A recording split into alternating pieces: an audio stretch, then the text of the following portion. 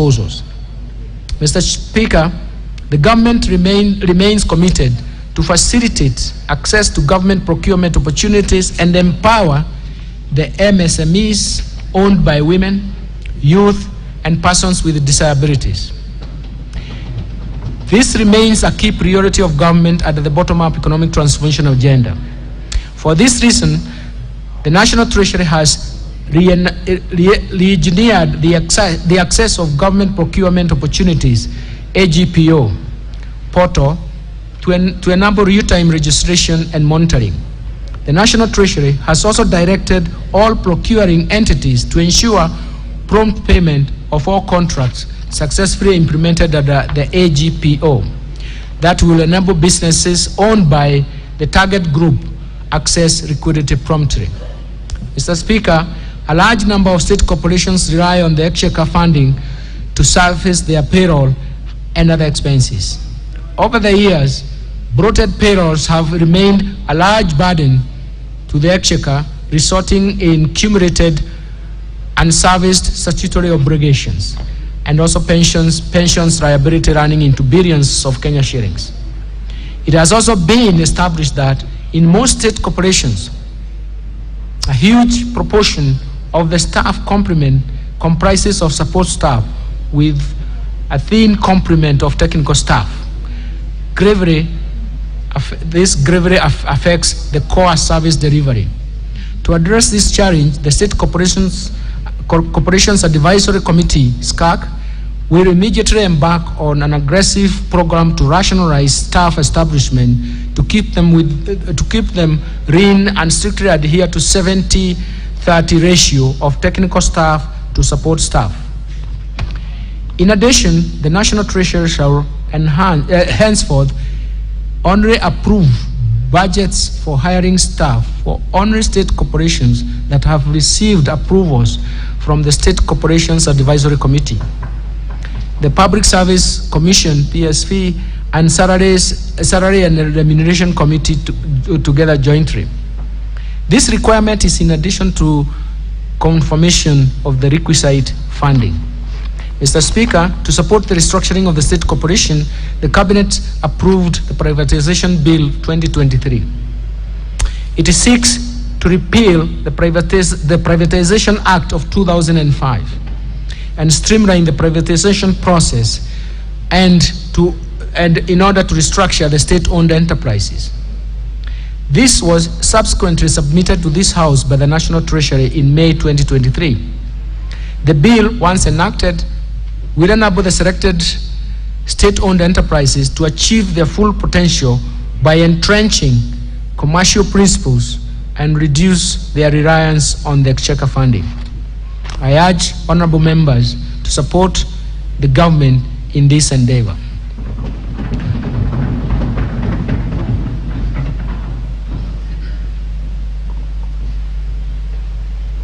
Mr. Speaker, in financial year 2022-2023, the government initiated a number of reforms in Kenya Power and Lighting Company, KPLC, and Kenya Airways, KQ, aimed at improving their efficiencies, reducing costs, and increasing revenues.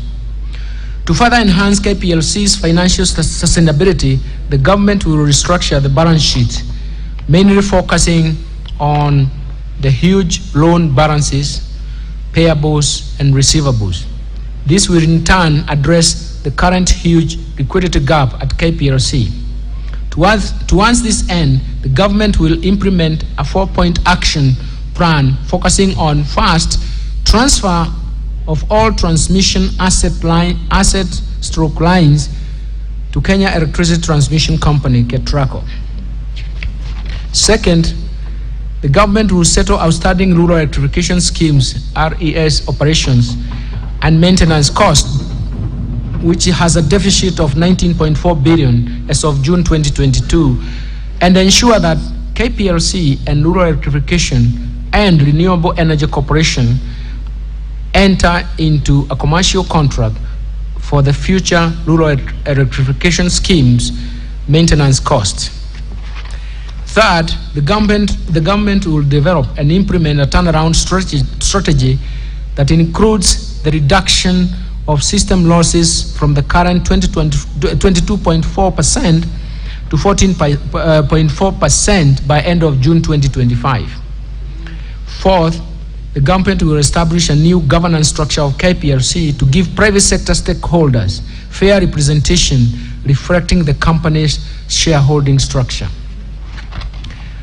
With regard to Kenya Airways, the government's policy stance is to turn around the airline and position it as a Pan-African carrier that will ensure it is run with profitability and sustainability objectives, eventually reducing the airline's dependency on budgetary support. Let me turn now to pending bills for the national and county governments. Mr. Speaker, the total outstanding national government's pending bills as of 31st March 2023 amounted to 537.2 billion, comprising of 450 billion for state corporations, semi-autonomous government agencies, and Kenya shillings 79.3 billion for ministries, departments, and agencies. During the same reporting period, the county governments reported pending bills of Kenya shillings 159.7 billion. The management of the pending bills is a challenge.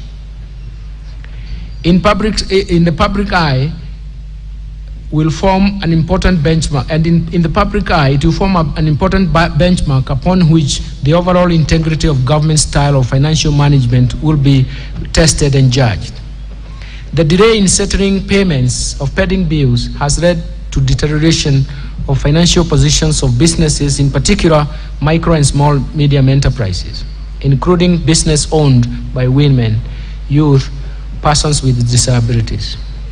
In view of the above, the National Treasury has prepared a cabinet memo requesting the cabinet to approve the establishment of a pending bills verification committee to carry out a thorough analysis of the stock of all pending bills and advice on how the bills would be settled. Once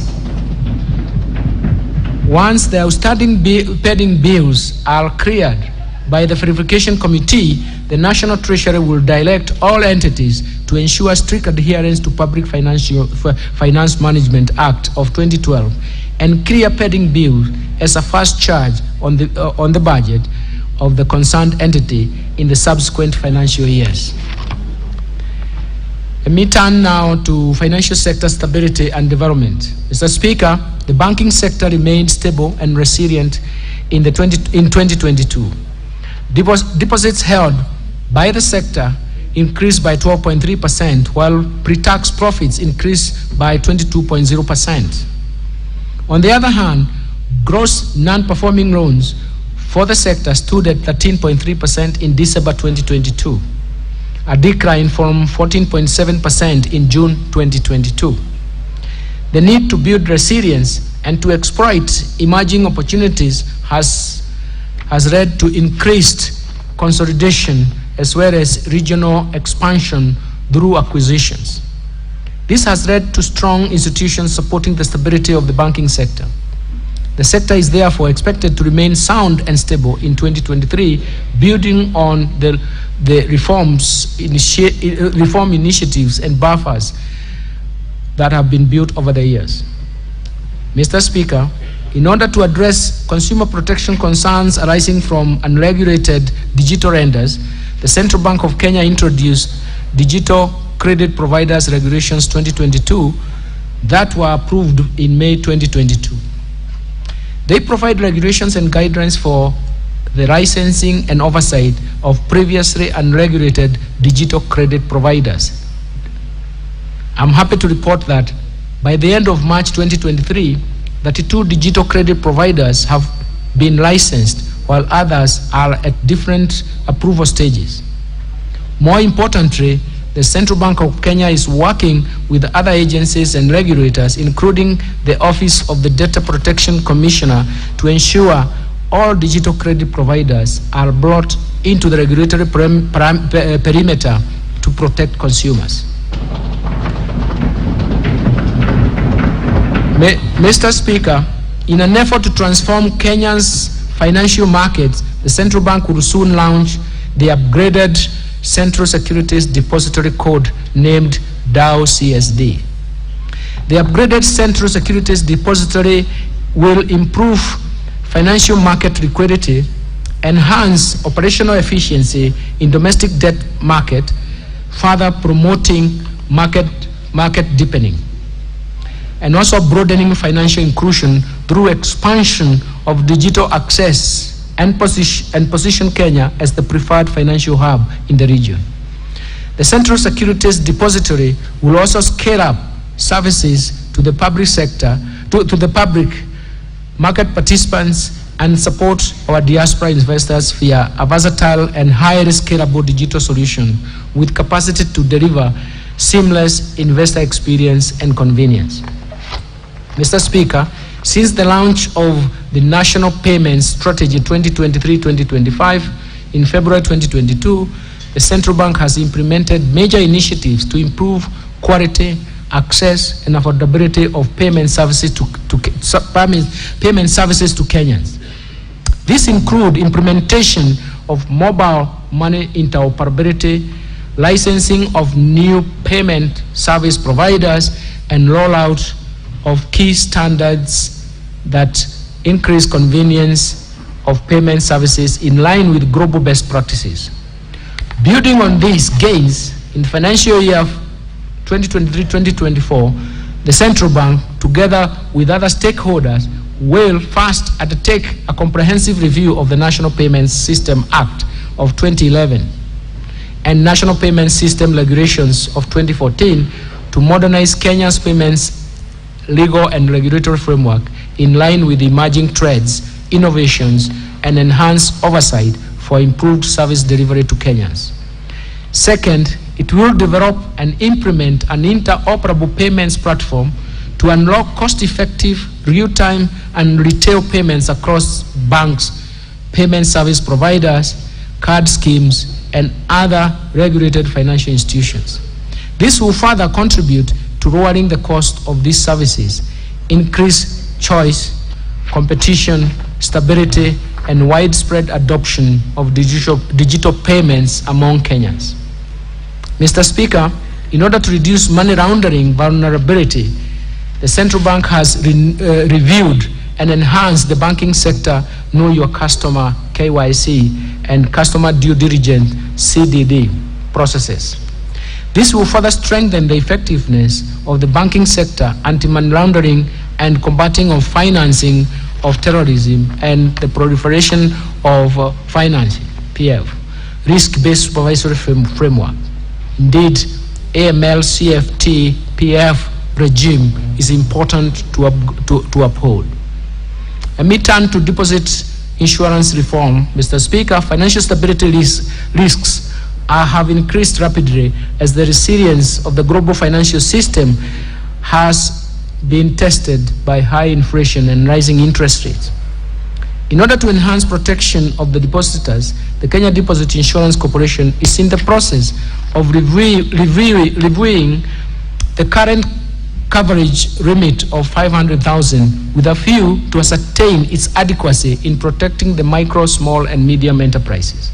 In addition, the corporation has developed an alternative dispute resolution mechanism and framework to address disputes between financial institutions that have been closed and their respective stakeholders, thereby fast-tracking release of available resources and winding up those banks under liquidation. Let me turn to Capital Markets Authority, Mr. Speaker. The Capital Markets Authority, capital markets remain a critical catalyst in mobilizing of savings and investments towards productive enterprise in Kenya. In order to support micro and small and medium enterprises, access to financing via capital markets, the Capital Markets Authority has developed the Capital Markets Public Offers Discount Regulations for 2023.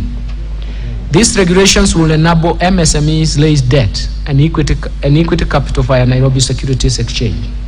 The authority is also implementing the Capital Markets Investment-Based Crowdfunding Regulations 2022, and that will support Kenyan startups to raise finance from both global and local investors. Mr. Speaker, as part of these initiatives to support the real estate sector, the LAP Trust, Imara Real Estate Investment Trust, late, has been listed in Nairobi Securities Exchange following the approval of the Capital Markets Authority. This will provide investors with a unique opportunity to invest in a diversified portfolio of income-generating real estate assets. Let me turn now to pension reforms. Mr. Speaker, pension coverage in Kenya currently stands at 22% of the working population, leaving majority of Kenyans without a pension cover. This underscores the need to extend pension coverage to the informal sector, which constitutes the majority of our workforce. To this end, Mr. Speaker, the government is working on a national pensions policy to address key concerns on coverage, portability of schemes, reciprocal arrangements to address concerns of Kenyans in the diaspora, and mitigate the fragmentation in the sector. In furtherance of the ideals at the bottom-up economic transformation agenda, the National Treasury has established an innovative scheme, the Kenya National Enterprise Savings Trust, KNEST, with a focus on the population in the informal segment of the economy.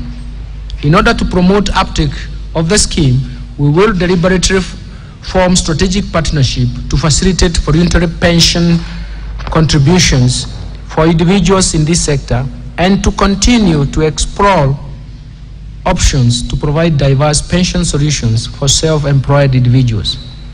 Mr. Speaker, to effectively administer the public service pensions, the National Treasury will invest in modern technology and digital solutions to streamline pension processes and improve service delivery. In this regard, public service schemes will provide user-friendly online platforms that allow the pensioners to access their pension statements, make inquiries, and update their personal information conveniently. The government continues to implement public service superannuation schemes with the end goal of easing the burden of pension payments by the government. Me turn to insurance reforms, Mr. Speaker. In the past 2 years, the insurance sector has grown by 3.36 billion shillings from a premium of 273 billion. The industry has also attracted investment from key multinational players. In order to further enhance the growth of the sector, the Insurance Regulatory Authority has rolled out a micro-insurance framework that will contribute to increase penetration coverage for the individuals with low incomes. The authority will strengthen private insurance's role in the universal health care coverage, promote crop and livestock insurance, as well as support insurance for MSMEs. Mr. Speaker, there are no deterrents. There are no deterrent measures under the Insurance Act to motivate accountability and observance of directors' duties as well as senior managers' professional responsibilities. To address this shortcoming, I have submitted to this House Insurance Amendment Bill 2023 to provide for offenses relating to the management of an insurer. In addition, the bill will contain other amendments aimed at enhancing the efficiency of the Insurance Regulatory Authority in regulating the insurance industry. Let me turn to SACCO societies reforms, Mr. Speaker. The SACCO industry is characterized by many small and medium-sized SACCOs that find it difficult to effectively compete in the deposit-taking and credit markets. To address this challenge, the SACCO Societies Regulatory Authority, SASRA, is working on amendments to SACCO Societies Act 2008 that will provide the licensing and supervision of shared SACCO services platform. This initiative will improve the efficiency and competitiveness of SACCOs through establishment of cost-sharing digital platform to enable small SACCOs achieve economies of scale, while at the same time mainstreaming regulatory compliance in a cost-effective manner. Mr. Speaker, 12 years ago, the government introduced prudential regulation to secure financial stability of SACCOs and boost savings for members. However, there has been a lack of a resolution mechanism for financially distressed SACCOs. In addition to addressing these challenges, the SACCO Society Regulatory Authority has proposed amendments to the SACCO Societies Act 2008 to provide for a framework for appointment of trustees to the Deposit Guarantee Fund for SACCOs in Kenya, DGF. Let me turn to unclaimed financial assets, Mr. Speaker. The Unclaimed Financial Assets Authority Act does not provide for claimers to designate a beneficiary of their assets or to cause of their choice, and therefore any claim must be paid to the claimant. To address this, I've proposed to amend the Unclaimed Financial Assets Authority Act so as to empower claimants to designate beneficiaries of the unclaimed asset or to a cause of their choice. Let me turn to ease of doing business, Mr. Chairman, and consumer protection. Mr. Speaker. Mr. Speaker, in order to ease the cost of doing business and minimize compliance costs for micro, small, and medium enterprises, the Competition Authority of Kenya will exempt MSE, medium and small enterprise sector from merger notifications, thus enabling startups, digital businesses, among others. Further, the authority will monitor and conduct surveillance audits specifically in the manufacturing and agro-processing sector so as to protect MSMEs from incidences and abuse of buyer power. Second, implement codes of practice. The Competition Authority will implement codes of practice to ensure that MSMEs in the retail and insurance sectors are protected from powerful buyers. The Competition Authority will screen and investigate infractions such as suspected cartels or abuse of dominance conduct, such as excessive pricing, price discrimination, predatory pricing, margin squeeze, to ensure a level playing field.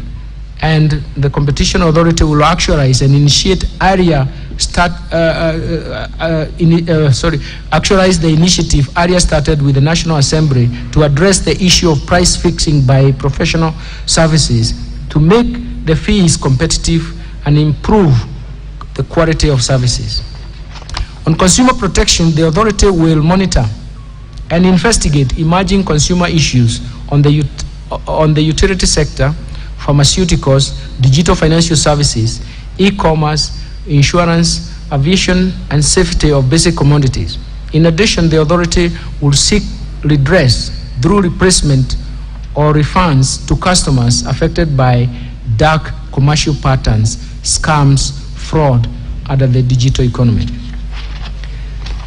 Let me turn now to the fiscal framework. Mr. Speaker, the government fiscal policy for the financial year 2023-2024 and the medium-term budget aims at undertaking a growth-friendly fiscal consolidation plan to ensure debt sustainability.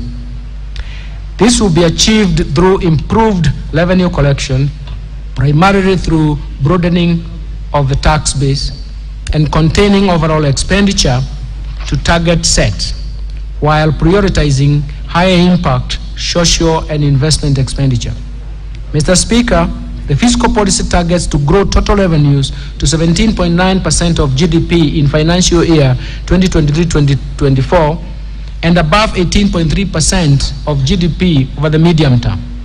As part of the economic turnaround plan, the government will scale up revenue collection efforts by the Kenya Revenue Authority, KRA, to a target of Kenya shillings 4.0 trillion over the medium term. In order to achieve this, the government is undertaking a combination of both tax administrative measures and tax policy reforms. Mr. Speaker, regarding tax policy, the government will implement the national tax policy and finalize the medium-term revenue strategy for the period financial year 2023-2024 to 2026-2027. The national tax policy, which is before this House, will enhance the administrative efficiency of the tax system, provide consistency and certainty in tax registration and management of tax expenditures. The medium-term revenue strategy comprises rigorous administrative and policy measures to reform the tax system, which is expected to boost tax revenue over the medium term.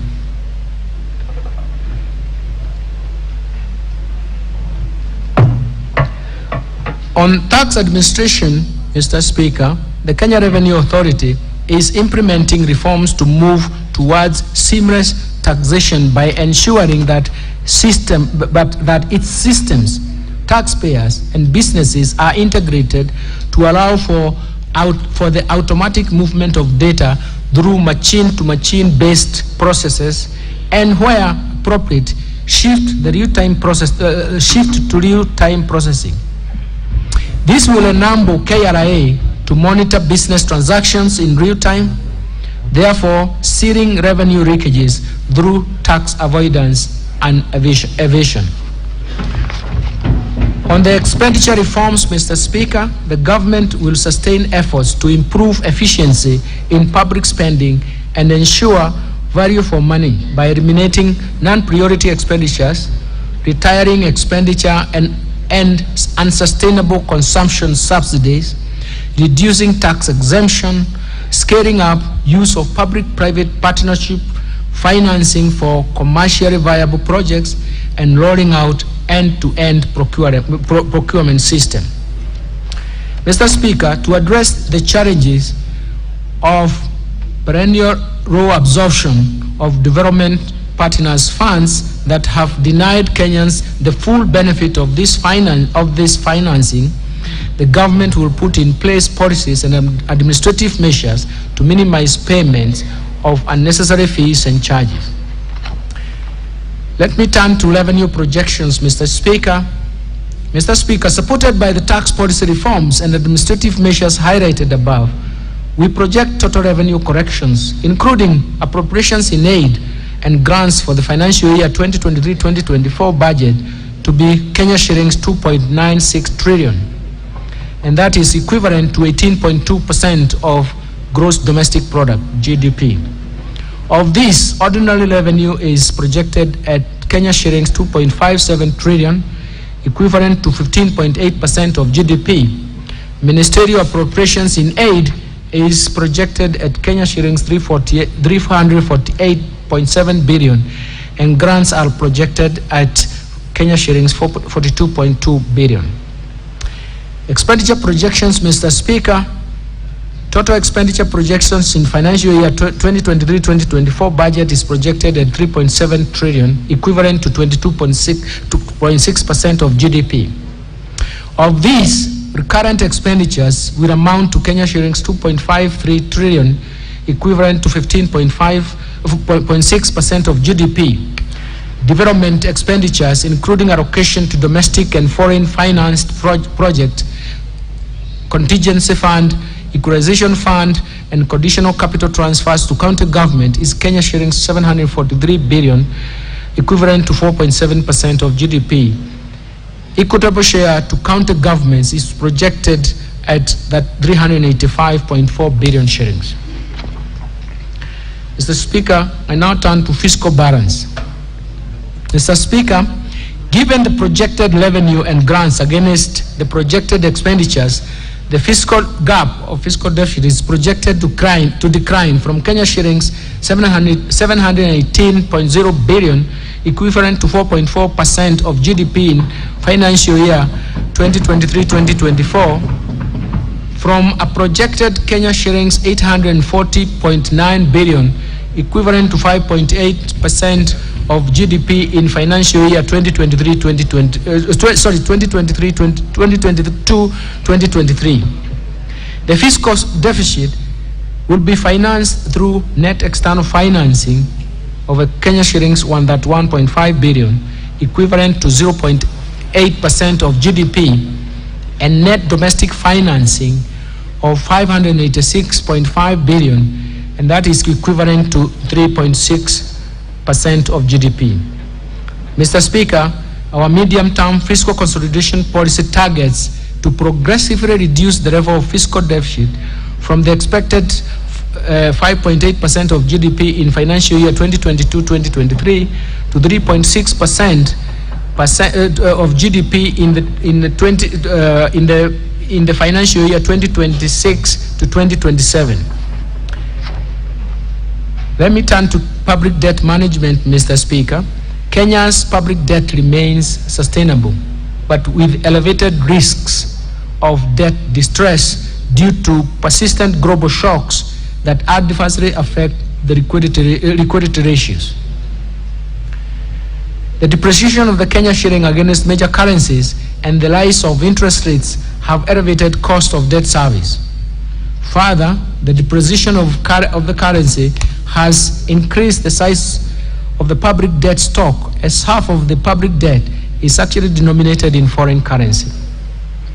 Although the debt burden has risen, Kenya has not accumulated debt service arrears, and the government is committed to honor all public debt obligations as they fall due. Over the medium term, revenue-driven fiscal consolidation policy stance is expected to improve further the country's debt sustainability ratios and debt carrying capacity.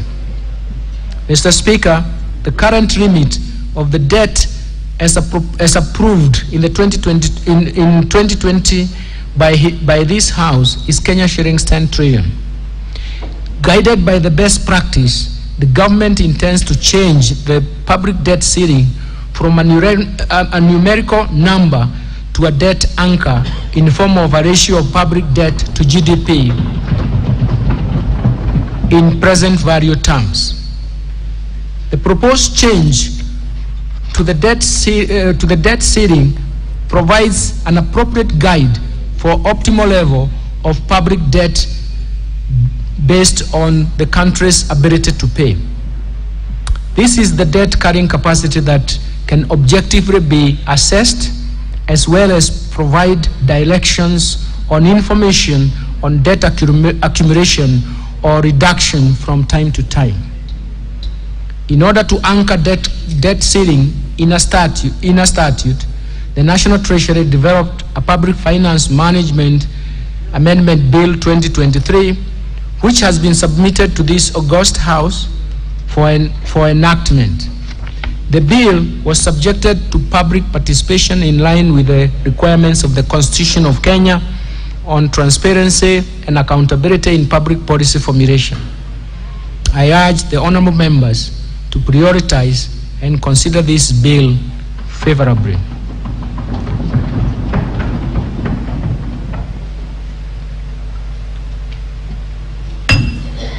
Mr. Speaker, the external debt service is projected to increase to Kenya shillings 475.6 billion in financial year 2023-2024 from Kenya shillings 242.1 billion in the financial year 2023 for financial year 2022-2023, mainly reflecting redemption of the US dollar 2.0 billion Eurobond, which is approximately 241.8 billion with the current exchange rate.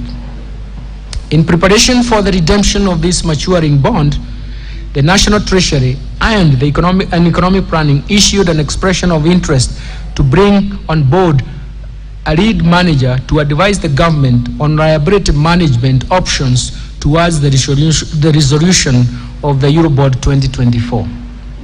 Mr. Speaker, I wish to assure Kenyans and investors that our fiscal positions remain strong and the government remains committed to meet all maturing obligations as and when they fall due including the maturing Eurobond for June 2024.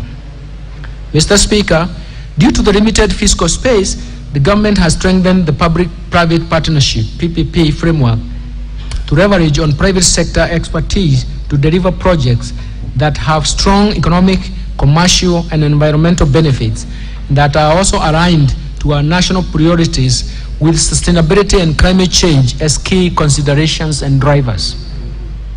To ensure the sustainability of PPP projects, the Projects Facilitation Fund, PFF, has been operationalized. The fund will support project preparation, provide viability gap funding to projects, as well as a source of liquidity to meet fiscal commitments and contingent liabilities that may arise from PPP projects.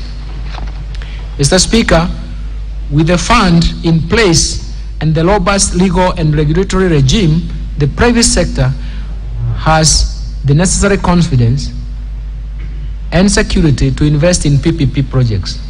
Indeed, in the last financial year, the National Treasury successfully mobilized Kenya shillings 15 billion by achieving financial closure of 2 clusters of urban roads projects under the Roads Annuity Program.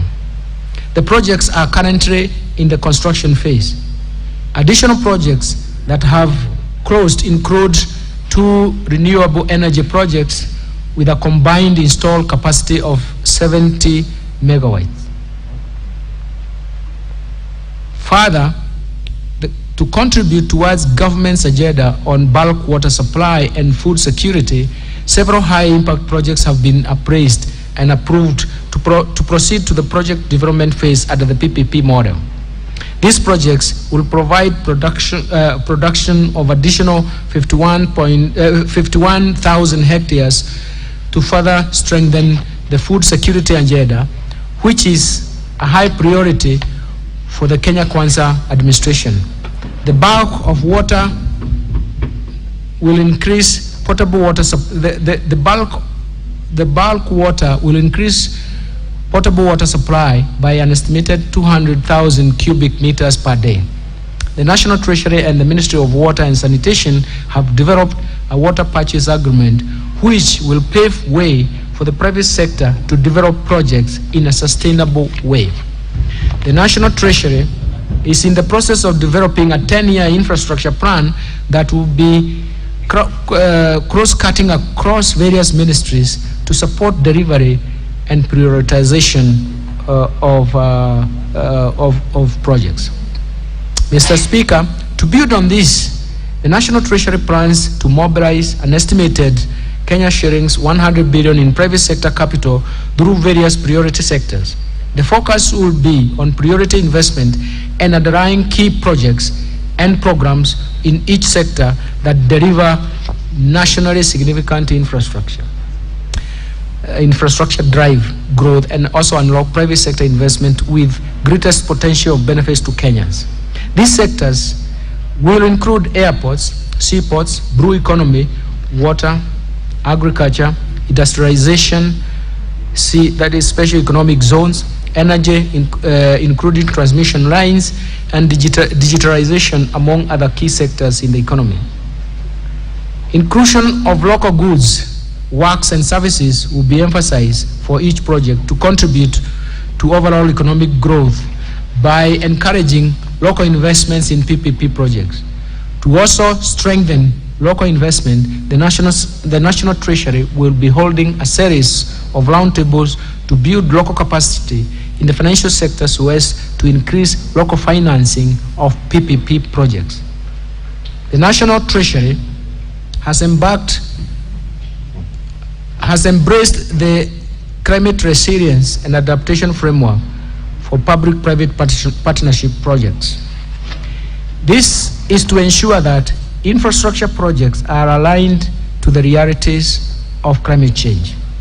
To achieve on the PPP mandate of scaling up private sector capital, the National Treasury will leverage on the continued support from development partners as well as other key institutions, both in public and private sector, including capital markets, pension funds, and commercial banks, in scaling up the private sector capital under the PPP framework. Let me turn to public investments management. Mr. Speaker, in 2022, the House approved Public Investment Management, PIM, regulations, 2022. The objectives of the regulations is to provide the national and county governments and their entities with a standardized approach in project cycle management to enhance transparency, accountability, prudent use of public resources, and public participation. The government will continue implementing the regulations to enhance efficiency in identification and implementation of priority socio and economic investment projects. This will further curtail runaway project cost, eliminate duplication, and improve working synergy among implementation actors for timely delivery and development of the development projects. In the financial year 2023-2024, the National Treasury will develop and roll out the Public Investment Management Information System, PIMIS or PIMIS. It automates public investments management processes as outlined in the regulations to ensure that only projects with highest socio-economic returns are undertaken and prioritized for completion. Let me turn to resource allocation under the bottom-up economic transformation agenda. Mr. Speaker, the highlights of the budget allocation in the coming financial year are provided in recognition of the need to restrain borrowing and utilize the revenues and grants projected and in the fiscal framework. The proposed total programmed expenditures spending for the financial year 2023-2024 has been capped at 3.68 trillion. The bottom-up economic transformation agenda, Mr. Speaker, as I mentioned earlier, the government will implement strategic priorities under the bottom-up economic transformation agenda that is geared towards economic turnaround and inclusive growth. The agenda focuses on 5 sectors that have been outlined, and they have been outlined because they give the largest impact to the economy as well as households, as well as lays the household's welfare. This include, for purposes of repeating, agricultural transformation, micro, small, and medium enterprise economy, housing and settlements, healthcare, digital superhighway, and creative industry. Mr. Speaker, to ensure the effectiveness and efficiency in the planned investment in the 5 sectors, Kenya Kwanza administration has adopted the value chain approach to budgeting. In this regard, the government has identified 9 key value chain areas for implementation, namely leather, cotton, dairy, edible oils, tea, rice, brew economy, natural resources including minerals and forestry, and building materials. This will ensure that there is no break in the value chain, there is no break in the cycle of resource allocation for value chain, and that in the value chain, and that adequate resources are allocated to the entities along the value chain. And of importance, Mr. Speaker, this will eliminate any form of duplication of both roles and budgeting to ensure that there are no gaps and thus ensure efficiency in resource allocation. Agricultural transformation and inclusive growth, Mr. Speaker, the government will implement interventions to ensure food security in the country through climate change, mitigation, and adaptation, thereby reducing the cost of living. As part of the country's long-term food security plan, the government, working with private sector, will continue to subsidize fertilizer in order to make it available and improve productivity in counties. This intervention is also aimed at creating jobs, as agriculture has the highest employment multiplier effect owing to its strong forward and backward linkages to other sectors of the economy. Mr. Speaker, in order to support our aspirations of attaining food and nutrition security, I propose to the National Assembly to effect budget allocations of Kenya shillings 49.9 billion to relevant programs in this budget. Out of this, 5.5 billion shillings is proposed for fertilizer subsidy program, 8.6 billion for the National Agricultural Value Chain Development Project, 2.7 billion for the National Agricultural and Rural Inclusivity Projects, 2.1 billion for the Kenya Cereal Enhancement Program, 2.8 billion for the Emergency Locust Response, 1.4 billion for small-scale irrigation and value addition programs, 1.3 billion on food production and nutrition security program, 500 million for agricultural sector development support program, and 596 million for the food security and crop diversification projects. Mr. Speaker, to improve livestock production, I propose to the National Assembly to effect budget allocation of Kenya shillings 7 billion to de-risking, inclusion and value enhancement of pastoral economies program. Kenya shillings 2.1 billion for livestock value chain support project. Kenya shillings 1.5 billion for Kenya livestock commercialization program, and Kenya shillings 166 million for the embryo transfer project. I also propose to the National Assembly to effect budget allocation of Kenya shillings 350 million for the development of the leather industrial park at Kinani. Kenya shillings 220 million for livestock production, and Kenya shillings 132 million for leather value chain.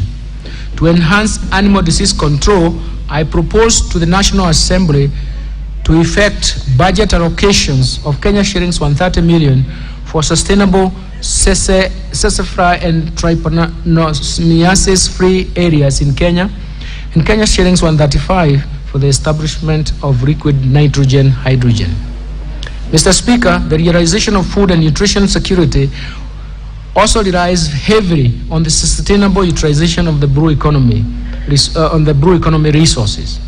To promote this, I propose to the National Assembly to effect budget allocation of Kenya shillings 2.6 billion for the acquisition, for the aquaculture business development projects.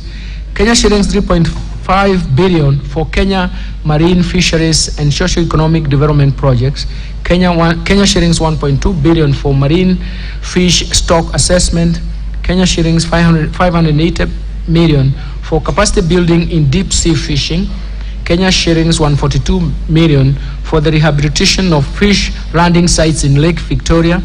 Kenya shillings 141.5 million for the aquaculture technology development and innovations transfer. Kenya shillings 500.7 million for Liwatoni Ultra Modern Fish Hub, and Kenya shillings 88 million for the development of the blue economy initiatives. Mr. Speaker, in order to increase agricultural productivity and enhance the resilience to climate change risks in targeted smallholder farming and pastoral communities in Kenya, I propose to the National Assembly to effect budget allocations of Kenya shillings 1.5 billion for climate smart agriculture productivity project, Kenya shillings 625 million to enhance drought resilience and sustainable livelihood program, Kenya shillings 318 million towards adding drought emergencies in Kenya project.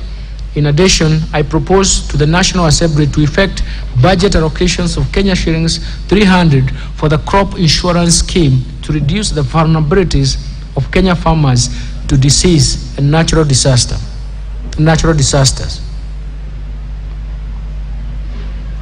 Mr. Speaker, to ensure legitimacy of RAD ownership, I propose to the National Assembly to effect budget allocation of Kenya shillings 1.2 billion for processing and registration of title deeds.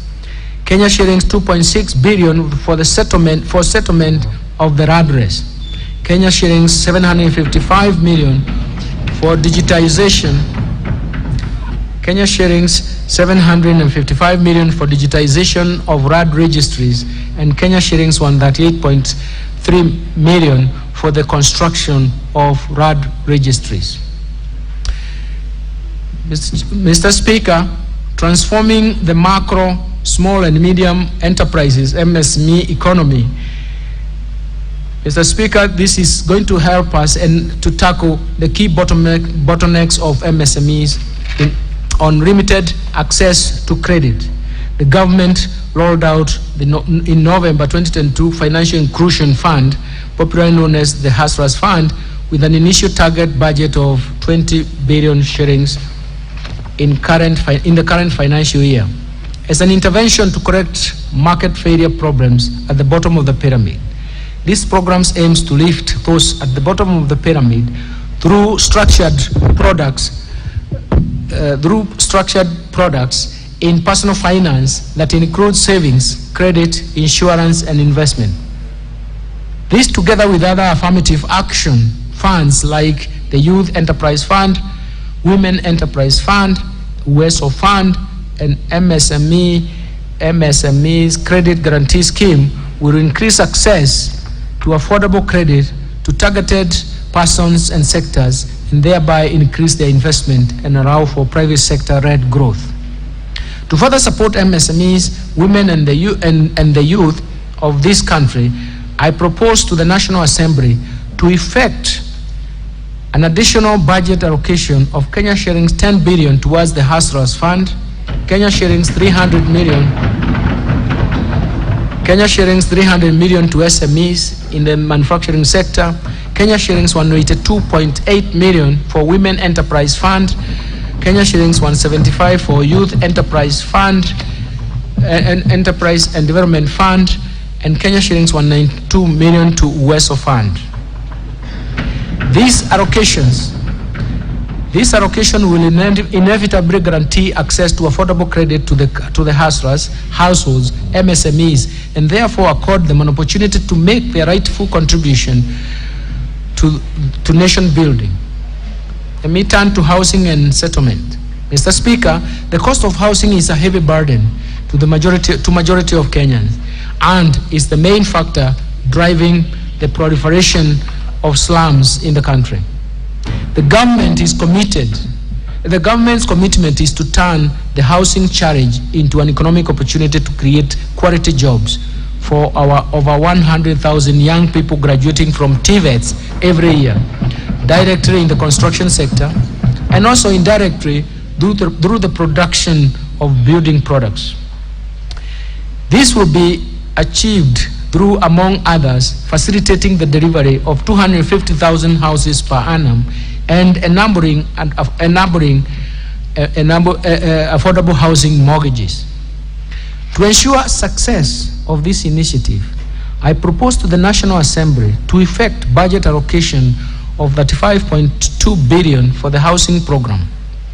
This includes 7.3 billion under the Kenya Urban Program, KENAP, Kenya shillings 5.5 billion to Kenya Mortgage Refinance Company for enhancement of the company's capital, as well as for on-lending to primary mortgage lenders, Kenya shillings 3.2 billion for construction of affordable housing units, as well as Kenya shillings 3.3 billion for the construction of social housing units. Other key proposed allocations to the housing, urban development and public works sector includes shillings 5.5 billion for the Kenya Informal Settlement Improvement Project Phase 2, Kenya shillings 5.2 billion for the construction of markets, Kenya shillings 932 million to the maintenance of government pool houses, Kenya shillings 1.1 billion for the construction of housing units for the National Police and Kenya prisons, Kenya shillings 637 million for the Kenya municipal programs, and Kenya shillings 150 million for the construction of footbridges, and Kenya shillings 300 million for the development of appropriate building technology. Enhancing the quality and affordable health care. Mr. Speaker, the Kenya Kwanza administration is committed and determined to realize the constitutional right to health in the shortest time period by delivering a universal health care coverage USA system. This entails promoting access to quality and affordable health care, through the Universal Healthcare Coverage Program. Towards this end, Mr. Speaker, I propose to the National Assembly to effect budget allocation of Kenya shillings 141.2 billion to the health sector to support various programs aimed at supporting universal health care coverage. Mr. Speaker, specific proposed allocation for the various activities and programs include Kenya shillings 18.4 billion for the universal health care coverage, Kenya shillings 3.7 billion for the Kenya COVID-19 Emergency Response Project, Kenya shillings 4.1 billion for free maternity health care, Kenya shillings 5.9 billion for the managed equipment services, as well as managed equipment services MES, as well as Kenya shillings 1.7 billion to provide medical cover for the elderly and severely disabled persons in our society. Mr. Speaker, to lower cases of HIV/AIDS, malaria and tuberculosis in the economy, Kenya shillings 24.8 billion is proposed at a global fund, and Kenya shillings 4.6 billion to enhance vaccines and immunization program. Mr. Speaker, to promote early diagnosis and management of cancer and reduce the burden of treatment among Kenyans, I propose to the National Assembly to effect a budget allocation of Kenya shillings 1.9 billion for construction of cancer center at Kisii Level 5 Hospital, Kenya shillings 500 for strengthening of cancer center management at Kenyatta National Hospital, and an additional Kenya shillings 155 million is proposed for the establishment of regional cancer centers.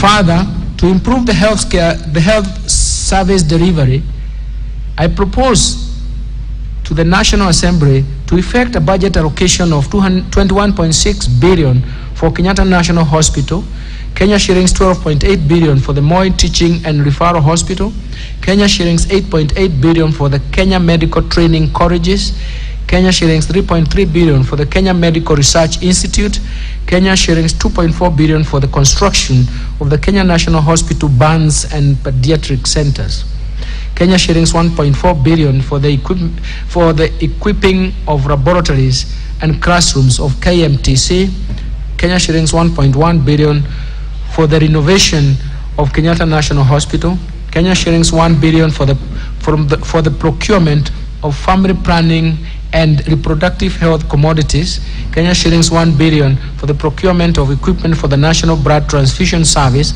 and Kenya shillings 352 million for the digital health platform.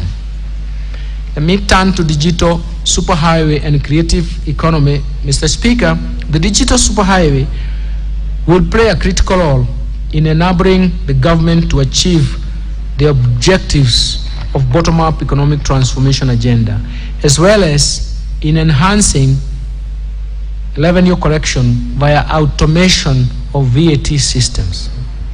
Digitalization and automation will increase productivity and competitiveness through providing quick access to the market and reducing information asymmetry, as well as improving risk management. Promotion of music, theater, graphic design, digital animation, fashions, and craft, among others, will increase employment for the youth. Mr. Speaker, the implementation of these interventions is expected to stimulate economic recovery, while at the same time securing sustainable and inclusive growth amidst emerging challenges. But more importantly, improve the quality of growth from the public sector investment-led growth to a dynamic private sector-led growth. To achieve these aspirations, I propose to the National Assembly to effect budget allocation of Kenya shillings 15.1 billion to fund initiatives in the information, communication, and technology sector. Specifically, Mr. Speaker, this proposed allocation includes 600 million for the government shared services to fast-track the development of the Concert Technopolis city. I propose the National Assembly to effect budget allocation of Kenya shillings 4.8 billion for the horizontal infrastructure phase 1, Kenya shillings 1.2 billion for Concert data center and smart city facilities, and Kenya shillings 475 million for construction of Konza Complex Phase 1B. Mr. Speaker, other proposed allocations include 5.7 billion shillings for the construction of the Kenya Advanced Institute of Science and Technology at Konza Technopolis, Kenya shillings 1.3 billion for maintenance and rehabilitation of the National Optic Fiber Backbone Phase 2 expansion cable, and Kenya shillings 583 million for the maintenance and rehabilitation of the last mile county connectivity network.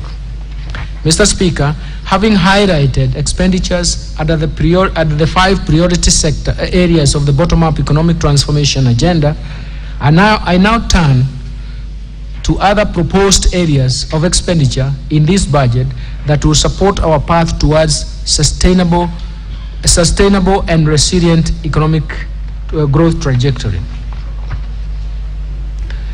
First, let me turn to investing in critical infrastructure. Mr. Speaker, the government will continue to expand critical infrastructure in roads, railways, sea, and airports to create an enabling environment for economic recovery and employment creation. Towards this end, I propose to the National Assembly to effect budget allocation of Kenya shillings 244.9 billion to support construction of roads, bridges, as well as their rehabilitation and maintenance. Mr. Speaker, to expand the railway transport, I propose to the National Assembly to effect budget allocation of Kenya shillings 37.4 billion for the second standard gauge railway. For the standard gauge railway. Kenya shillings 579 million for the rehabilitation of the locomotives. Kenya shillings 889 million for the development of Nairobi Railway City.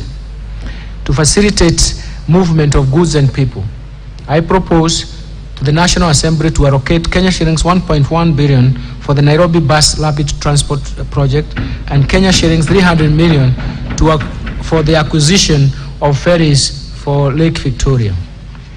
I have proposed to the National Assembly to effect a budget allocation of, I have also proposed to the National Assembly to effect a budget allocation of Kenya shillings 727 million for the construction and expansion of airports and airstrips. Kenya shillings 500 million for the smart driving license, and Kenya shillings 2.6 million for infrastructure development in Dongo Kudu Special Economic Zone. Mr. Speaker, to support the production of reliable and affordable energy, I propose to the National Assembly to effect budget allocation of Kenya shillings 62.3 billion. Out of this allocation, Kenya shillings 33.8 billion will cater for the national grid system, 12.1 billion will cater for rural electrification, Kenya shillings 11.4 billion will be for development of geothermal energy, Kenya shillings from 3.2 billion will be for alternative energy technologies. Let me move on to improving education outcomes, Mr. Speaker. The ultimate means of ensuring an equitable society is through investment in education as part of human capital development. For this reason, the government will continue to address inequalities in our education system so as to level the playing field for all children irrespective of their background. Mr. Speaker, to improve the education outcomes in the country, I propose to the National Assembly to effect budget allocation of Kenya shillings 628.6 billion to the education sector. Out of the proposed allocation, Kenya shillings 12.5 billion will cater for the free primary education, Kenya shillings 65.4 billion for the free day secondary education, including insurance under NHIF for secondary school students, Kenya shillings 25.5 billion for junior secondary school capitation, Kenya shillings 5 billion to support examinations fee waiver, Kenya shillings 4.8 billion for recruitment of 20,000 intern teachers, Kenya shillings 1 billion for the promotion of teachers, Kenya shillings 4.9 billion for the school feeding program, and Kenya shillings 940 million for the provision of sanitary towels. In addition, Mr. Speaker, I propose to the National Assembly to effect budget allocation of Kenya shillings 1.3 billion for training of teachers on competency-based curriculum, and Kenya shillings 400 million for the digital literacy program and ICT integration in our secondary schools. To support infrastructure development and ensure safe learning in schools, I propose to the National Assembly to effect budget allocations of Kenya shillings 6 billion for primary school and secondary schools infrastructure, including classrooms for junior secondary schools, and Kenya shillings 1.9 billion for construction and equipment of technical training institutes and vocational training centers. Further, 1.8 billion is proposed to increase access and improve the quality of technical and vocational education training programs under the East Africa Skills Transformation and Regional Integration Project. Mr. Speaker, I propose to the National Assembly to effect budget allocations to the education sector to include 316.7 billion shillings for Teacher Service Commission, Kenya shillings 97.5 billion for the university education, Kenya shillings 30.3 billion for the Higher Education Loans Board, Kenya shillings 2.7 billion for Kenya Secondary Education Quality Improvement Project, and Kenya shillings 5.2 billion capitation for TVET students.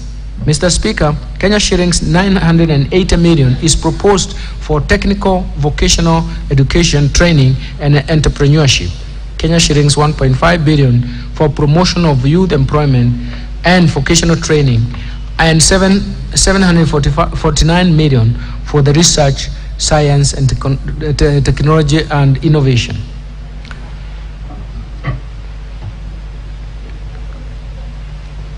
Let me move now to supporting manufacturing for job creation.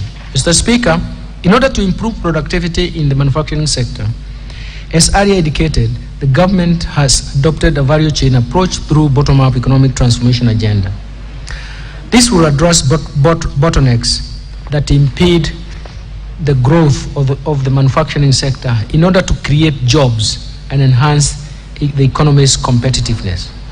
To further promote local industries, I propose to the National Assembly to effect budget allocation of Kenya shillings 26.9 billion under the various implementing ministries, departments, and agencies. Out of this allocation, 4.7 billion will support establishment of county integrated agro-industrial parks. Kenya shillings 3 billion for construction of 6 export processing zones flagship projects. Kenya shillings 3.1 billion for supporting access to finance and enterprise recovery project.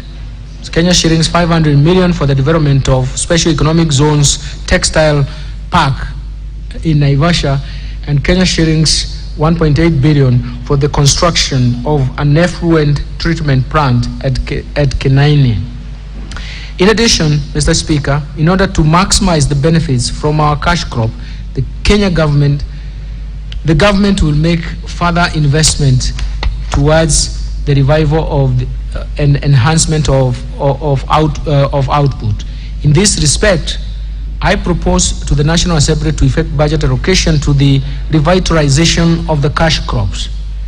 Kenya shillings 120 million for cotton, Kenya shillings 62 million for coconut, Kenya shillings 35 million for cashew nut, and Kenya shillings 150 million for pyrethrum. Mr. Speaker, I also propose to the National Assembly to effect budget allocation of Kenya shillings 100 million for the modernization of cooperative cotton ginneries, Kenya shillings 134 million for the National Edible Oils Crop Promotion Project, and Kenya shillings 270 million for Sugar Reforms Support Project. Mr. Speaker, to equip the youth with essential internship opportunities, I propose to the National Assembly to effect budget allocation of Kenya shillings 1.5 billion for the Kenya Industry Entrepreneurship Project. The Kenya Industry and Entrepreneurship Project, Kenya shillings 300 million for the Kenya Youth Employment and Opportunities Project, Kenya shillings 332 million for the construction of industrial research laboratories, and Kenya shillings 182.9 million for the constituency industrial development centers.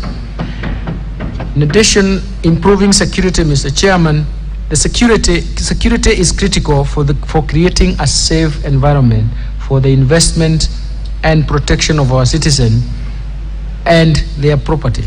For this reason, I propose to the National Assembly to effect budget allocations for Kenya shillings 338.2 billion to support operations of the Kenya Defence Forces, the National Police Service, the National Intelligence Service, and the prison services. Mr. Speaker, the proposed allocation include 144.9 billion for the Kenya Defence Forces, Kenya shillings 98.6 billion for the National Police Service, Kenya shillings 44.3 billion for the National Intelligence Service, and Kenya shillings 31.3 billion for prison services. I have also proposed Kenya shillings 8.8 billion for the leasing of police motor vehicles. Mr. Speaker, for better equip the National Police Service, I have proposed an initial allocation of Kenya shillings 500 million for the police modernization program. Mr. Speaker, I will later be requesting this August House for enhanced funding approval once the ongoing discussions on a comprehensive police modernization program once it is concluded. In addition, Mr. Speaker, to step up war on crime and enhance support to administration of justice, I propose to the National Assembly to effect budget allocation of Kenya shillings 856 million to equip National Forensic Laboratory. Mr. Speaker, the improvement of the welfare of our disciplined forces is at the center of the Kenya Kwanza administration. To improve housing accommodation for our defense forces, we shall fast track the delivery of staff houses through public-private partnership framework.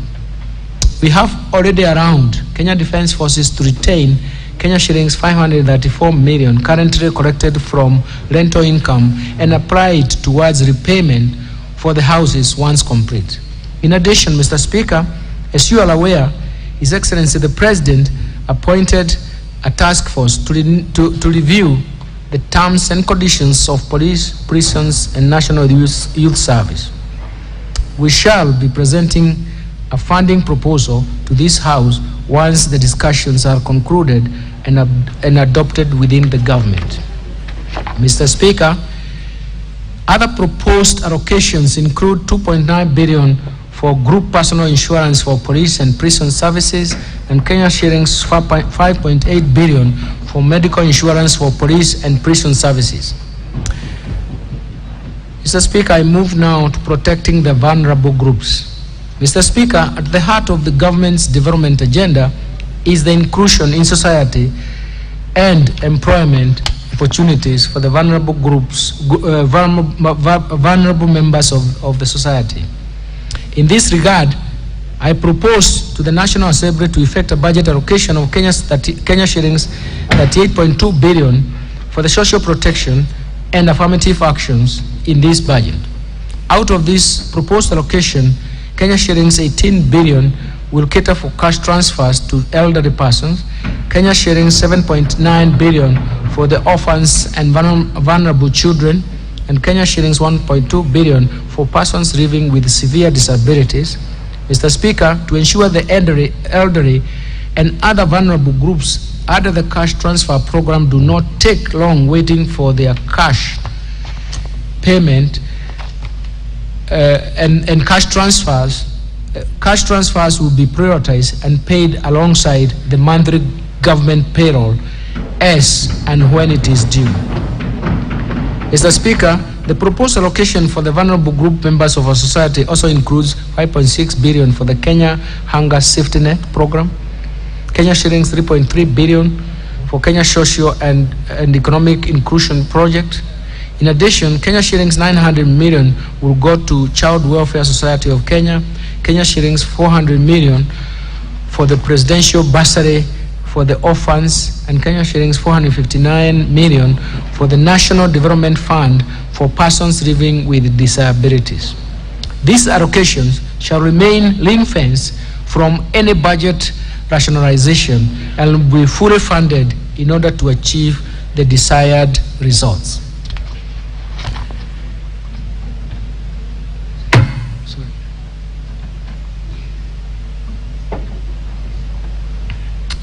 Let me turn to equity, poverty reduction, women and youth empowerment programs. Mr. Speaker, the most pressing challenge in our country at the moment is lack of job opportunities for the youth. This has been exacerbated by the hard economic times following several negative shocks explained earlier in the statement. In order to empower the youth and support businesses owned by youth and women, I propose to the National Assembly to effect budget allocation of Kenya shillings 81.9 billion for these initiatives.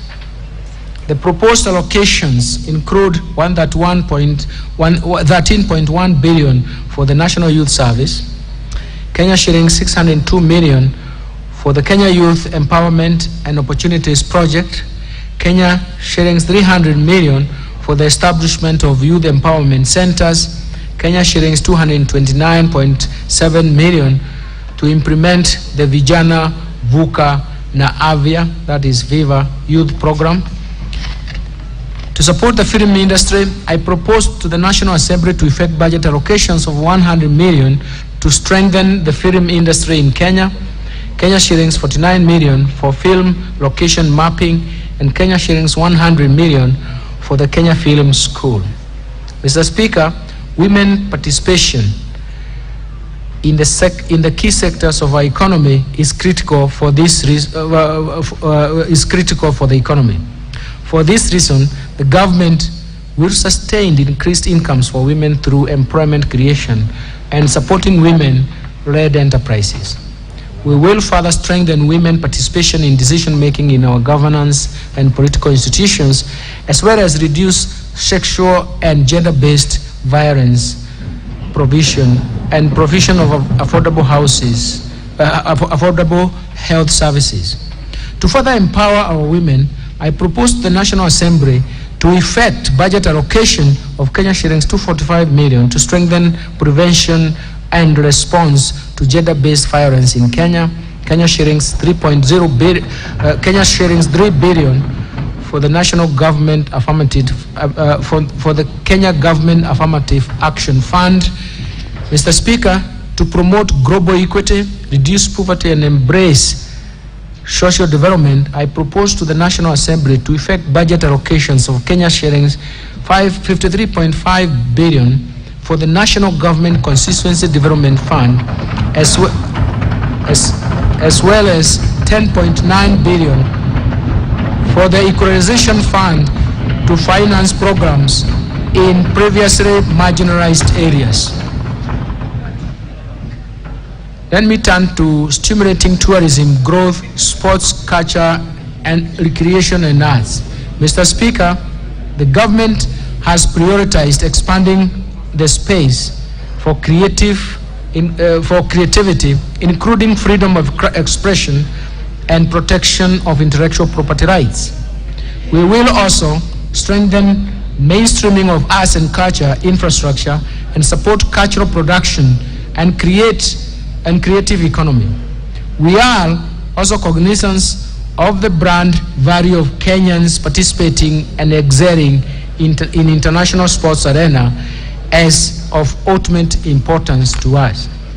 To support tourism, sports, culture, and recreation, I propose to the National Assembly to effect budget allocation of Kenya shillings 12.5 billion. These include an allocation of 6.4 billion under the Sports, Arts, Social Development Fund, Kenya shillings 4.1 billion for the Tourism Fund, and Kenya shillings 2 billion for the Tourism Promotion Fund.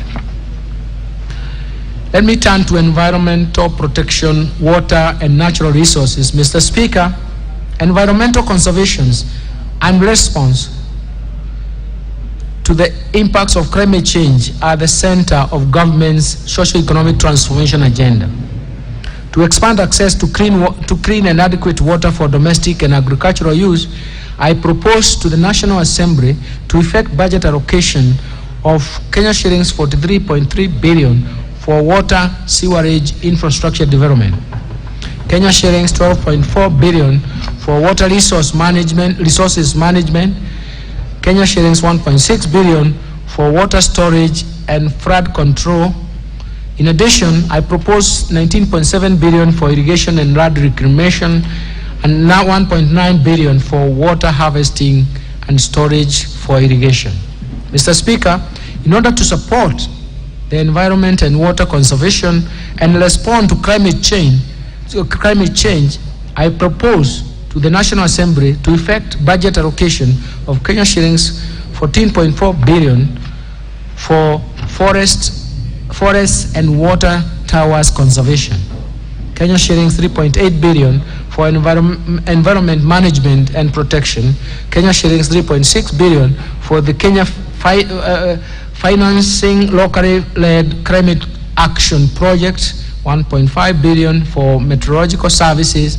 In addition, I have proposed an allocation of 1.1 billion for human wildlife conflict compensation, Kenya shillings 800 million for wildlife insurance, Kenya shillings 400 million for maintenance of access road and airstrips in parks, Kenya shillings 319 million for drilling of boreholes in protected areas for provision of water for wildlife, and 226 million for wildlife research facilities.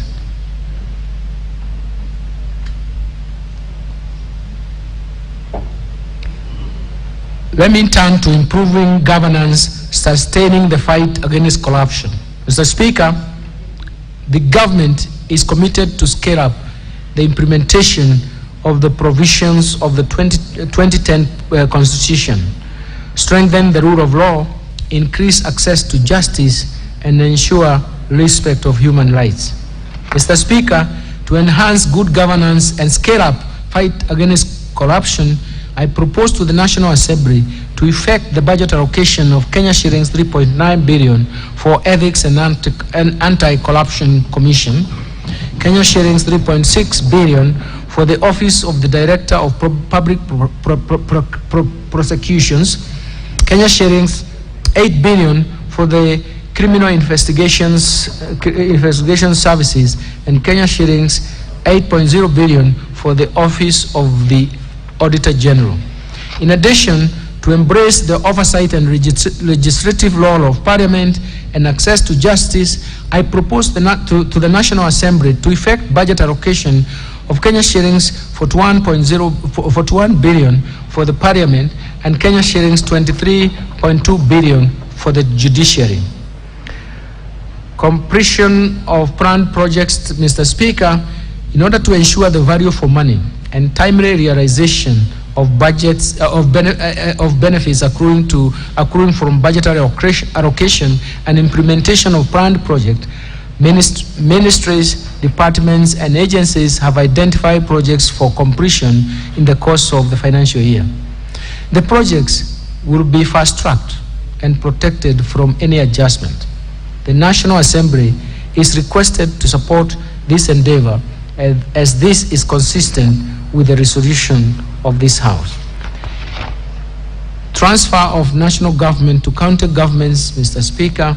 The county governments will receive a proposed allocation of 385.4 billion as equitable share for the financial year 2023-2024. This is 23% of the financial year 2019-2020 shareable revenue, which is the most recent audited and approved revenue by the National Assembly.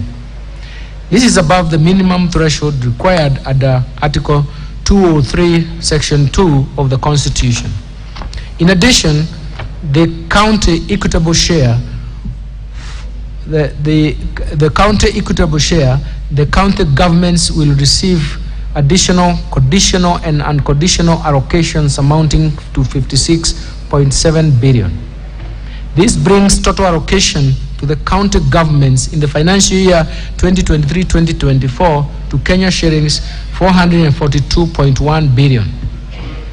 Part of this include 425 million for the transfer of library services being a devolved function.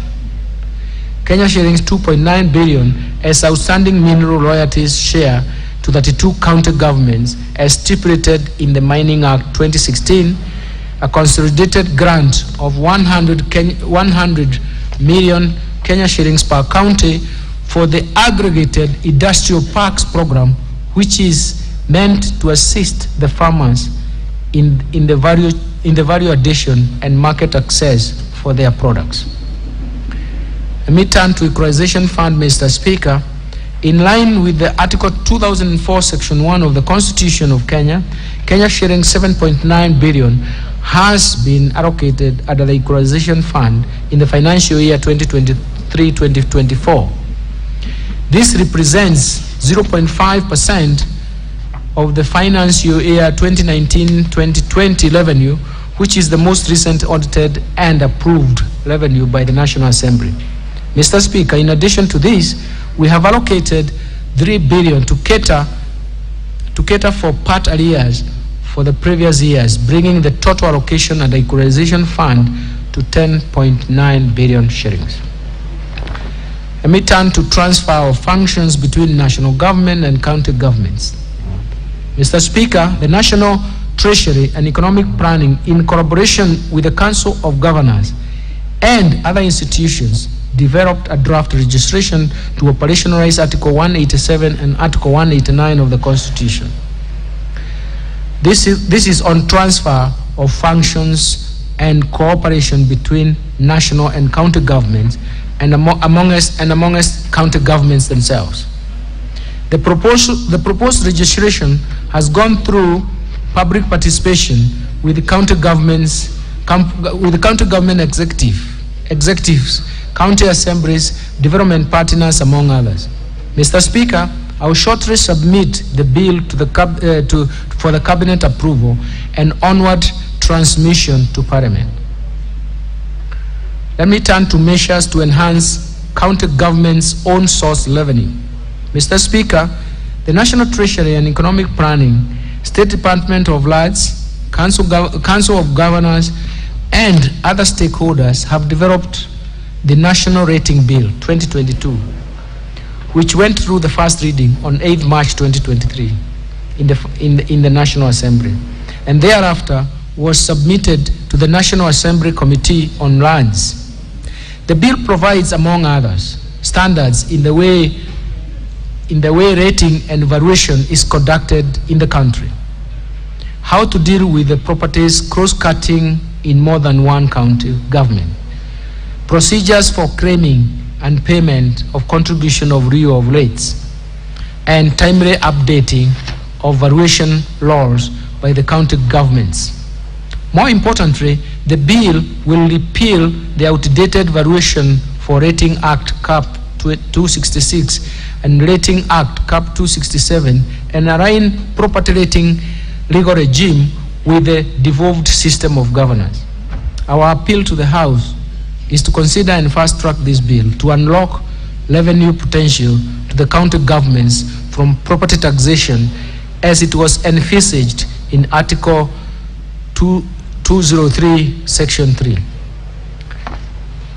Let me turn to sharing of mineral royalties revenue. Mr. Speaker, Mining Act 2016 assigns 70% of the mineral royalties collected from mining companies to the national government, 20% to county governments, and 10% to communities.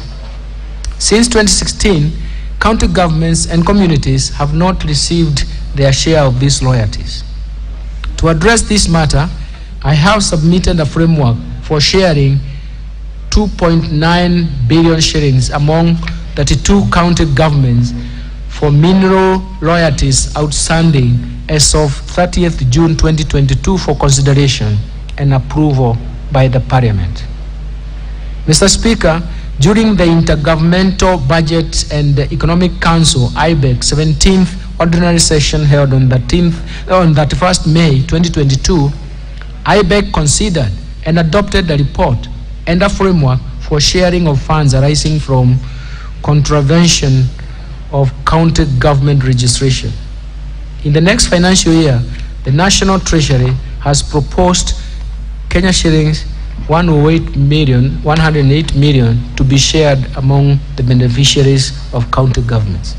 Mr. Speaker, enhancement of county government has its own challenges.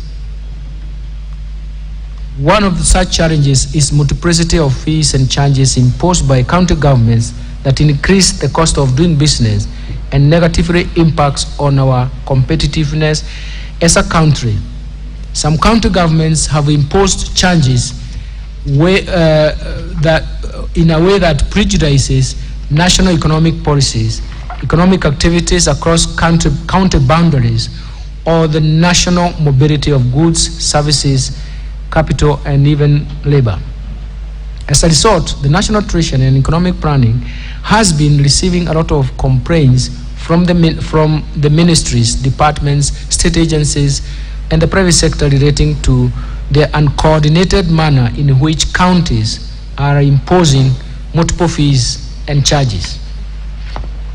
Mr. Speaker, some neighboring countries have also complained that some of the charges imposed by the county governments are against the East African Community Customs Management Act and East African Community Common Markets Protocol, and may result in retaliatory measures and trade disruptions between Kenya and other partner states in the East African community. To address these issues, the National Treasury and Economic Planning has resubmitted the county government's revenue raising process bill of 2023 to Parliament for consideration and enactment. I urge this House to expedite the enactment of this bill in order to promote the competitiveness of our country in doing business and open up counties for open up the country for investment.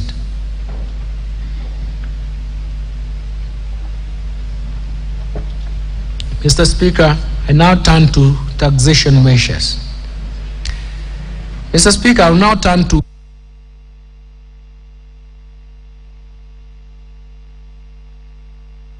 2024 budget. I will begin by highlighting the key measures on custom duty as agreed by the ministers responsible for finance and economic affairs in the East African community during the pre-budget consultation meeting that was held in Arusha in May 2023. Mr. Speaker, during the East African Community pre-budget consultations meeting, the ministers noted the significant contribution of manufacturing sector to job creation and economic growth in the region. The ministers therefore agreed on measures to prevent the proliferation of cheap imports into the region so as to protect local manufacturers from unfair competition and enable them to access raw materials and inputs at affordable prices. Mr. Speaker, the agreed custom measures shall become effective from 1st July 2023. Mr. Speaker, one of the success stories of the East African community is the establishment of the East African Customs Union. It's a single customs territory.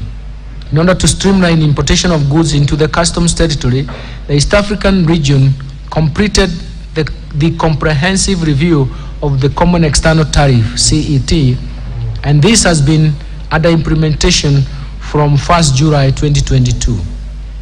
The revised tariff has a 4-tariff band structure compared with the earlier 3-tariff band structure. In the new structure, raw materials, that is, as well as inputs, and capital goods are imported duty-free.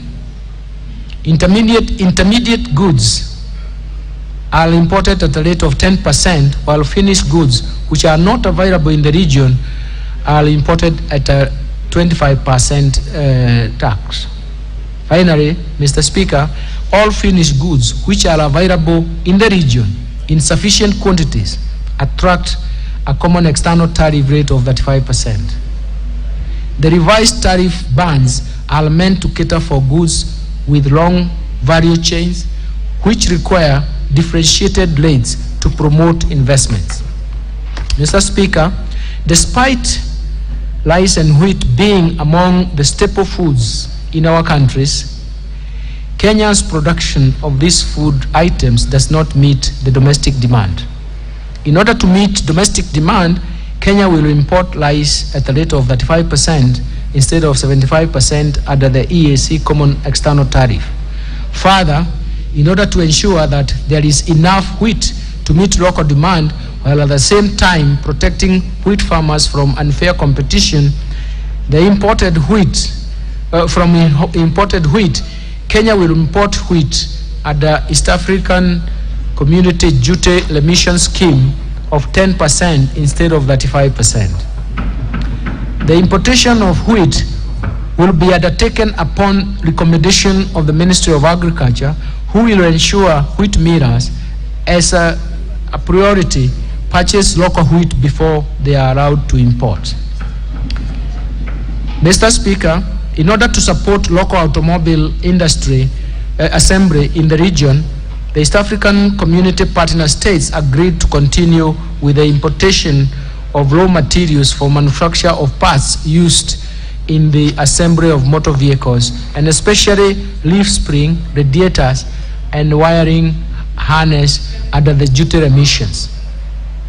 In addition, the region agreed to extend importation of completely knocked down kits for assembly of motorcycles at 10% under the duty remission, as the region awaits the finalization of the East African Community Assembly regulations.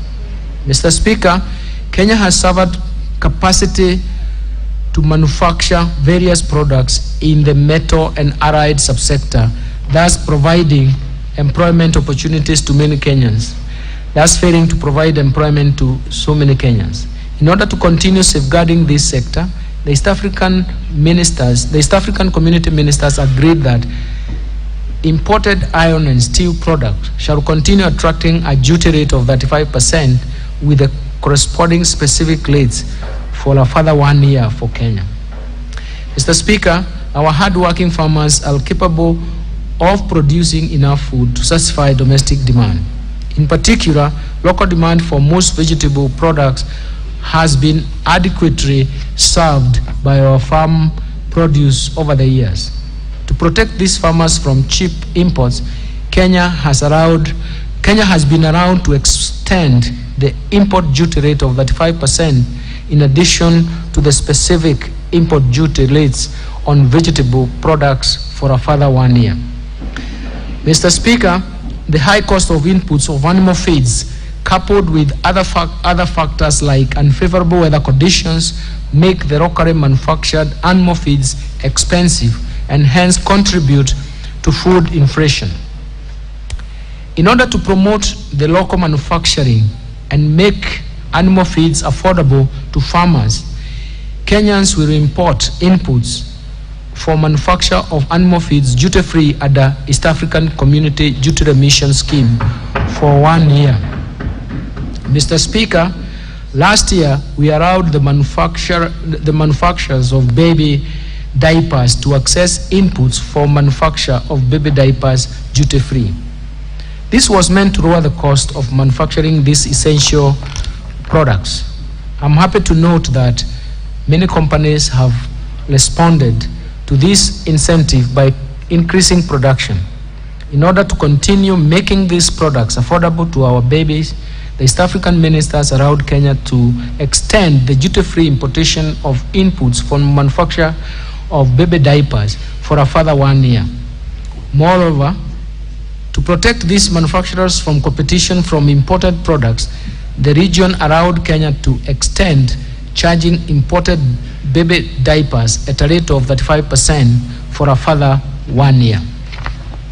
Mr. Speaker, leather industry is one of the priority value chain under the bottom-up economic transformation agenda. In order to support local value addition and protect the industry from unfair competition, the East African Community Partner States agreed to retain the import duty on imported leather and footwear products at a rate of 35%. In addition, Kenya was allowed to extend the duty-free importation of raw materials and inputs for manufacture of footwear products. Mr. Speaker, Kenya has adequate capacity to meet local demand for roofing tiles.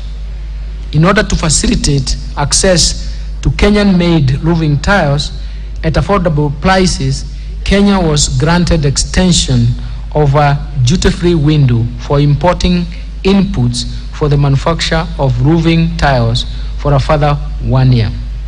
Mr. Speaker, in order to protect the Kenyan producers of paper and paper products from the proliferation of cheap imports, Kenya was allowed to import these products at a rate of 35% for the next 1 year.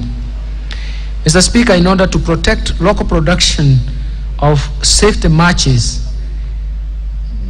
particle boards, plywoods, among other goods of timber, Kenya was allowed to extend charging of specific rates of import duty in addition to ad valorem duty ranging from $120 per metric ton to $200 per metric ton on these goods. This is also meant to curb the undervaluation of goods and safeguard revenues further. Revenues. Further, Kenya was allowed to charge a rate of 45% on imported furniture in order to protect local manufacturers and producers.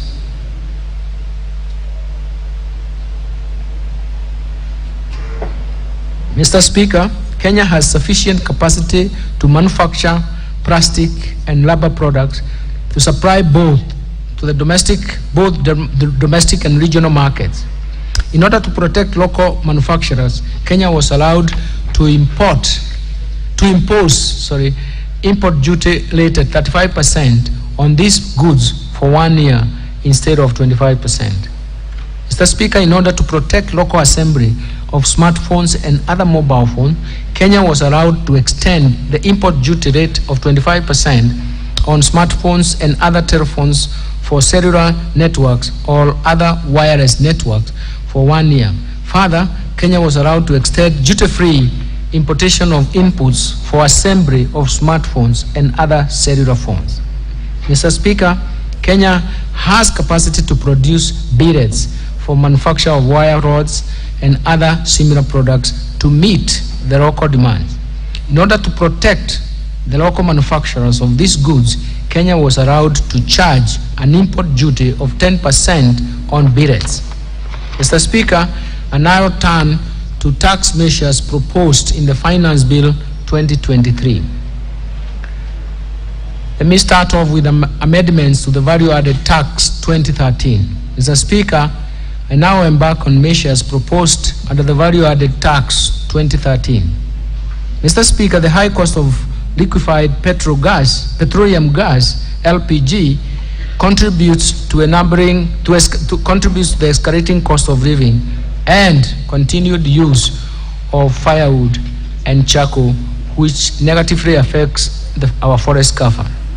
In order to make LPG affordable and promote its uptake, as well as encourage the use of clean sources of energy, I am proposing to the National Assembly to zero-rate VAT on LPG. Mr. Speaker, currently, exported services are subject to VAT at the rate of 16%. This has caused an increase in the cost of exported services, hence affecting the competitiveness of our services in the global market. In order to increase competitiveness and encourage exportation of taxable services, I propose to the National Assembly to remove VAT on exported taxable services. Mr. Speaker, currently tea purchased for local value addition, either from the factories or tea auction centers, is VATable, affecting the cash flow of the tea exporters. In order to encourage local value addition of our tea, I propose to the National Assembly to remove VAT on tea purchased from factories or tea auction centers for value addition and subsequent export. This will improve the cash flows of tea exporters involved in local value addition. Mr. Speaker, currently helicopters, airplanes, and other aircrafts are unladen and other aircrafts of unladen weight not exceeding 2,000 kilograms are subject to VAT. Further, some spare parts of tariff numbers 8803 are expressly exempt from VAT. However, VAT exemption on any other aircraft spare parts imported by aircraft operators, all persons engaged in the business of aircraft maintenance, is contingent upon recommendation by the competent authority responsible for civil aviation. This process creates administrative burden on the taxpayer to comply with the requirements. Mr. Speaker, we have also noted that the cost of aircraft maintenance and training activities has been high, prompting airlines to prefer undertaking these activities in other jurisdictions. In order to ease the process of VAT exemption on aircraft spare parts and encourage investment in this area, I propose to the National Assembly to remove the VAT on all aircraft simulators for training our pilots and aircraft spare parts. This proposal to expressly exempt from VAT on all aircraft and spare parts of Chapter 8.8 will spur the growth in the aviation sector and reduce the administrative burden of accessing its VAT exemption. Mr. Speaker, the international best practices is to charge VAT on all goods and services, and especially those that have undergone some form of processing. This is not the case in our VAT regime, as some of the goods have undergone some processing are also exempt from VAT, while others are zero rated. This has impacted on the tax expenditures. In order to bring down the tax expenditures and also align with the international best practices, I propose to the National Assembly to rationalize goods and services in the first and the second schedules of the VAT Act by transferring some goods and services from zero rating to exempt status and from exempt status to taxable at the standard rate. Mr. Speaker, over the years, the petroleum products have received preferential tax treatment, gradually transitioning from exempt status in 2013 to 2018 and 8% at VAT from 2019 to date. This is irrespective of the fact that suppliers of petroleum products claim other input tax at the general rate of 16%, which means that the government has been sharing the burden of the input tax with business by subsidizing the difference of the general rate of 16% and the preferential rate of 8%. As a result, these practices and outcomes, the oil marketers have been in perpetual credit position and not paying VAT to the exchequer. This practice is discriminatory, and as business in other sectors of the economy bear the input tax by recovering the same from output VAT charged on the final consumer. Mr. Speaker, on reviewing the VAT rate on petroleum products to the standard rate. Such business would at the onset recover the VAT credits that they have been carrying forward over the years, and government would end up correcting the VAT after some time. Mr. Speaker, if the anomaly is not corrected at the earliest stage, the build-up of credits will continue to increase, and should the government seek to charge VAT at the standard rate in the future, it would take years for the government to collect the much needed revenue from this sector, since the credits have to be exhausted before businesses start paying VAT. The continued practice by government to subsidize cost of fuel by levying a preferential rate of 8% distorts the market, yet the economy should be operating on the principles of demand and supply. Mr. Speaker, in this respect, I propose to the National Assembly to amend the VAT Act to remove the preferential rate on the petroleum product so that the products will be subject to the standard VAT at 16%. Mr. Speaker, the brew economy remains largely untapped despite its huge potential. This is particularly due to low investments in maritime activities over the years. In order to spur investment and attract international sea freight in this sector, I propose to the National Assembly to zero-rate inbound international sea freight offered by registered persons. The government will continue exploring ways of providing more incentives to promote investment in this sector.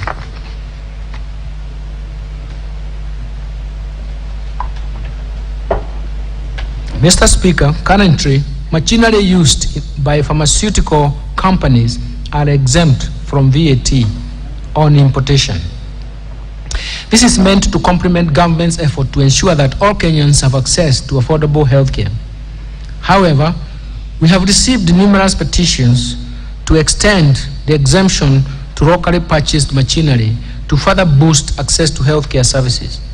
In this regard, I propose to the National Assembly to amend the VAT Act to extend the exemption to machinery and equipment purchased locally for use in the manufacture of pharmaceuticals.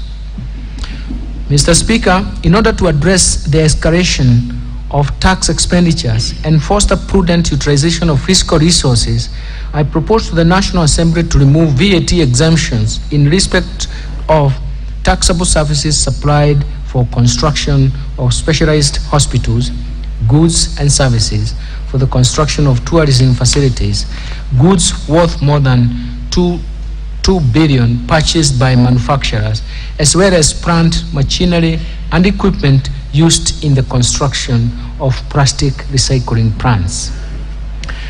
Mr. Speaker, currently, transfer of business as a going concern is subject to VAT at a standard rate.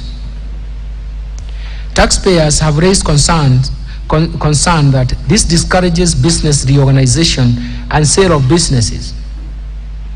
In this regard, I propose to the National Assembly to amend the VAT Act to exempt transfer of business as a going concern.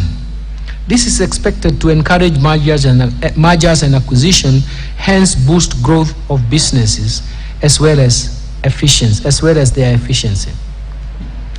I now turn to the amendments to the Excise Duty Act 2015. Mr. Speaker, I will now highlight tax measures proposed under the Excise Duty Act. The Excise Duty Act provides for remittance of excise duty to the Kenya Revenue Authority, KRA, by the 20th day of the following month. In this era of technology, there is no justifiable reason for waiting for 20 days to report transactions to the KRA. In order to cure the delay, I propose to the National Assembly to amend the Act to provide for remittance of the excise duty on betting and gaming activities within 24 hours after closure of transactions by the betting and gaming companies. Mr. Speaker, betting and gaming, prize competition, and even lotteries are addictive in nature and have negative socio-economic consequences to the society. To discourage participation in these activities by Kenyans, and especially school-going children, I propose to the National Assembly to increase the rate of excise duty on betting, gaming, prize competition, and lotteries from the current 7.5% to 12.5%. Mr. Speaker, there has been an increase in the importation of fish into the country, which has negatively affected the local fish industry. To promote and protect local fish industry, which provides livelihood to many Kenyans, I propose to the National Assembly to introduce an excise duty on imported fish at Kenya shillings 100,000 per metric ton, or 10% of the excisable value, whichever is higher. Mr. Speaker, the government charges specific excise duty on juices per litre. However, there has been an increase in supply of juices in powder form, and based on the current tax regime on juices, the powdered juice is not subject to excise duty. And this creates an unfairness in taxation of juices. In order to cure this problem and to create a level playing field, I propose to the National Assembly to introduce excise duty on powdered juice at a rate of 25 shillings per kilogram. Mr. Speaker, currently, specific rates of excise duty are subject to annual adjustment for inflation. However, taxpayers are concerned with the frequent changes in specific rates of excise duty through annual adjustment, creating uncertainty in the prices and distorting the markets. Therefore, in order to create certainty in excise duty tax regime, I propose to the National Assembly to repeal the provision for annual adjustment for inflation. Mr. Speaker, consumption of sugar has been associated with various ailments such as diabetes, which has become common in many families. To discourage consumption of sugar, I propose to the National Assembly to introduce excise duty on imported sugar at a rate of 5 shillings per kilogram, including sugar, but this excludes the sugar imported or purchased locally by registered pharmaceutical manufacturers for use in the manufacture of pharmaceutical products. Mr. Speaker, consumption of alcohol, betting, gaming, and lottery and prize competition are extremely addictive and result in harmful repercussions in the society, especially the youth. In order to discourage these activities and consumption of alcoholic beverages, I propose to the National Assembly to introduce an excise duty rate of 15% of excisable value of fees charged on advertisement by all televisions, print media, billboards, and radio stations in promotion of alcohol, betting, gaming, lottery, and prize competition. Mr. Speaker, to promote inclusion and enhance access to internet data services, I propose to the National Assembly to reduce excise duty from 20% to 15% in respect of fees charged for telephones, internet, data services, and fees charged for money transfer services by banks, money transfer agencies, and other financial service providers.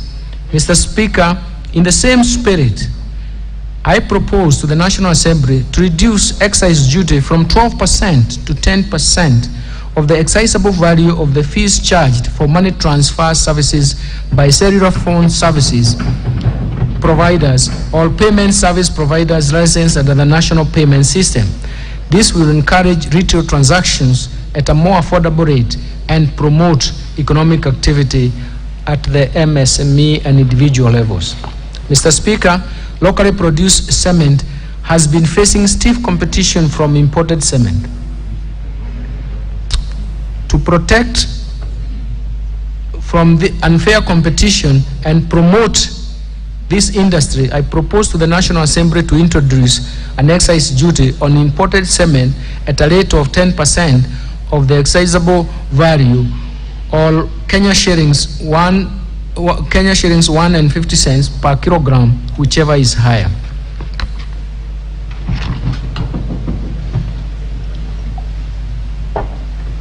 Mr. Speaker, there has been an increase in the importation of furniture, especially office furniture, which has negatively affected the local carpenters and artisans, considering that there is enough local capacity to make furniture.